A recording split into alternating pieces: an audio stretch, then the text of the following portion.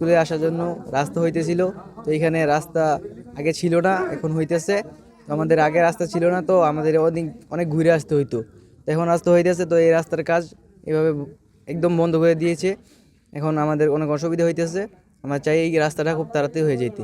এখানে আমাদের ছাত্রছাত্রীরা যাবে, স্কুল প্রতিষ্ঠানের রাস্তা, এই রাস্তাটা আমাদের সবারই দরকার, আমাদের জনসাধারণের দরকার।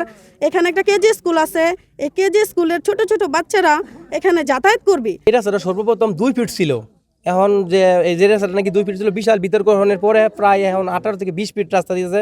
এখন কোনো রাজনীতির কোনো ইস্যু না, আমাদের গ্রামের স্কুলের ছাত্রছাত্রী স্কুলে আসবো, যাতায়াত করবো, হ্যাঁ ওইটাই আমরা ইস্যু। এখন আমরা রাজনীতির কোনো ইস্যু টানি না। আমাদের এই রাস্তাটা দিয়ে ছোট ছোট বাচ্চা এবং হাই স্কুলের ছেলেপেলেরাও আছে, অনেক পোলাপানি রাস্তাটা দিয়ে আসে। এই রাস্তাটা আমাদের খুবই জরুরি, এবং পাশাপাশি আমরা ওই সাইডের মানুষ, আমাদের এখানে মসজিদে যাইতে হয়, আমাদের এই রাস্তাটা খুব জরুরি দরকার। এখানে কিছু মানুষ আইসা শুধু শুধু এই চাঁদা টাদা চাইয়া এই রাস্তাটা একটা বিঘ্ন ঘটাবার জন্য একটা বিশৃঙ্খলা সৃষ্টি করতেছে। এই জন্য আমরা সবারই দৃষ্টি কামনা করতেছি যাতে এই রাস্তাটা আমাদের সুন্দরভাবে হয়। এটা আমার স্কুলের প্রতিষ্ঠান সহায়তা এই রাস্তাটা বহুত দিন করে আসছিল, খুব পুরানো রাস্তা। তো এখন ছাত্রছাত্রী আসার জন্য রাস্তা করবে, তো রাস্তার বাধা কেন রাস্তা? এই রাস্তা আমরা সবাই চাই যাতে রাস্তাটা ভালোভাবে হোক। উন্নয়নের জন্য রাস্তা আমার একান্ত দরকার। 18 ফুট পিচ রাস্তা চাই।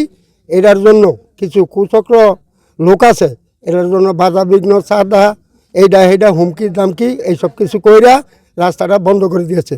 আমি শুনতে পেয়েছি এখানে একটু ঝামেলা হচ্ছে, তো এটা আমি জানতে পেরেছি।